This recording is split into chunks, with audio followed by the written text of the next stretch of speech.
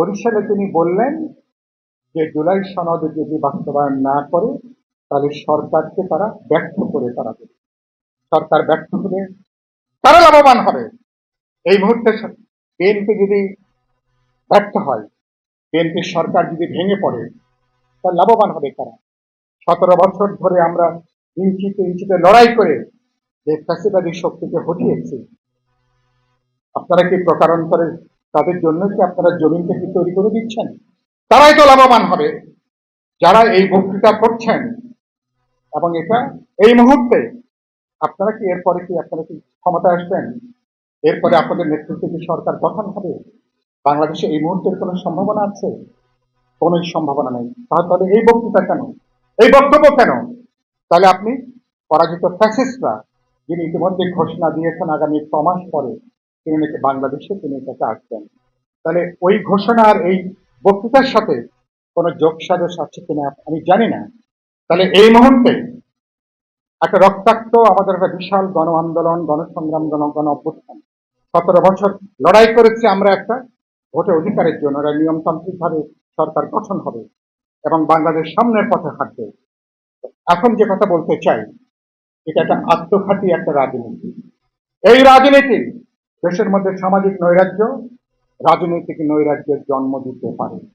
আমরা হাসিনার সময় বলেছিলাম, হাসিনা যে পথে যাচ্ছে এই পথে কেবলমাত্র হাসিনা কেবল নিজের জন্য গর্ত খুঁজছে না, পুরো দল এবং পুরো দেশের একটা বড় অংশের মানুষের জন্য একটা বিরাট বিপদ ডেকে আনছে।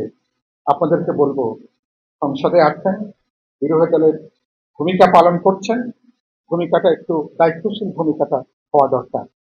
বিএনপির ক্ষেত্রে আমার বক্তব্য হচ্ছে, বিএনপি সামাজিক অর্থনৈতিক ক্ষেত্রে এখানে সরকারের 2 প্রতিমন্ত্রী ছিলেন, এখন আমাদের প্রিয়ভাজন নূর এখানে আছেন।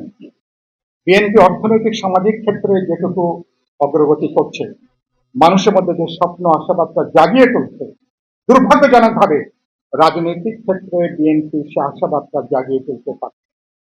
রাজনৈতিক ক্ষেত্রে বিএনপি স্কোরটা ঠিক মতন করতে পারছে না। গোটা মাঠ তারা ছেড়ে দিয়েছেন জামাত এবং তাদের 11 দলীয় জোটের জন্য। এই রাজনীতি যদি চলে, আপনি কেবলমাত্র এবং বিএনপি দল হিসেবে তার কি ভূমিকা, এটাও আমরা এখন খুব বেশি স্পষ্ট না। সমস্ত কিছু সরকার এখন দেখি সরকারের উপরে। তো সরকার তো কিছু থাকে একটা রাজনৈতিক দলের সামগ্রিক তৎপরতার ভেতর দিয়ে। আপনারা এই জায়গাগুলো বিএনপি নীতি নির্ধারণ করতে গুরুত্ব সহকারে বিবেচনা এগুলোকে আনা দরকার। আমি শেষে যে কথা বলবো, সরকার তারা বিরাট একটা হিমালয় সমান একটা প্রত্যাশা আমাদের দুটো ক্ষেত্রে আমি দেখছি। তারা বিশেষ করে মানুষের জানমালের নিরাপত্তা এখনো সরকার নিশ্চিত করতে পারেনি। গুম, খুন, হত্যা, ধর্ষণ এটা এখনো পর্যন্ত চলছে। রামিসার বিচারের ব্যাপারে প্রধানমন্ত্রীকে পর্যন্ত হস্তক্ষেপ করতে হয়েছে, তার একটা রায় হয়েছে। কিন্তু শত শত রামিসা যারা হত্যা ধর্ষণের শিকার হয়েছেন, সেই বিচারগুলো কি হবে? সেগুলোকে 1 মাসের মধ্যে তার কি চার্জশিট হবে? তার কি বিচারের জায়গাটাকে যাবে? এই প্রশ্ন নাগরিক হিসেবে সবার উত্থাপন করা দরকার। আপনি একটা উদাহরণ তৈরি করেছেন, তাহলে বাংলাদেশে তাহলে সবার ক্ষেত্রে সে জায়গাগুলো যাওয়া দরকার। আমি সরকারকে ইতিমধ্যে বহুবার বলেছি, মানুষ এখন পর্যন্ত সরকারকে সময় দিচ্ছেন, এখনো 6 মাস হয়নি। এই 17 তারিখে মাত্র সরকারের 5 মাস সম্পন্ন হয়েছে। কিন্তু ইতিমধ্যেই বাংলাদেশে নতুন আরেকটা বন্দোবস্ত আমি দেখি, চুরি ডাকাতি যেমন আছে, হত্যা, সন্ত্রাস, দখলদারিত্ব, চাঁদাবাজি, মাস্তানি, সন্ত্রাস আবার কিন্তু পুরনো চেহারাই নিয়ে আবার নানা জায়গায় তারা কিন্তু দখল করে বসছে। সরকারকে বলতে চাই, এবং এদের বড় অংশ বরাবরই এরা সরকারি দল করে। যখন যে সরকার ক্ষমতায় থাকে ওরা তখন সরকারি দলের সঙ্গে ওরা তখন ভিড়ে যায়।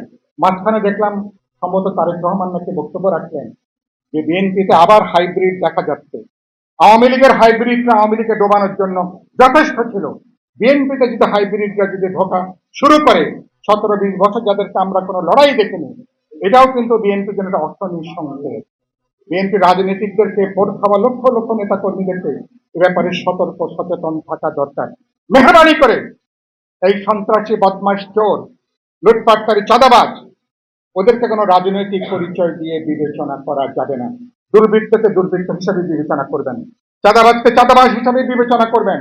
বিএনপি যদি গুড গভর্নেন্স, একটা সত্যিকার অর্থে যদি একটা ভালো শাসন, যদি একটা সুশাসন যদি ডেলিভার করতে না পারে, তাহলে বিএনপি থেকে মানুষের যে স্বপ্নগুলো, সেই স্বপ্ন কিন্তু আশা কিন্তু ভঙ্গ হতে শুরু করবে। আমরা দেখতে চাই না বিএনপি এরকম কোন জায়গায় বিএনপি যাবে। শেষ কথা বলতে চাই, আমরা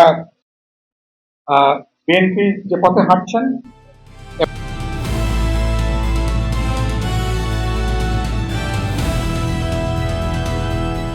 দিনাজপুর টিভি, মানুষের জীবনের কথা বলে।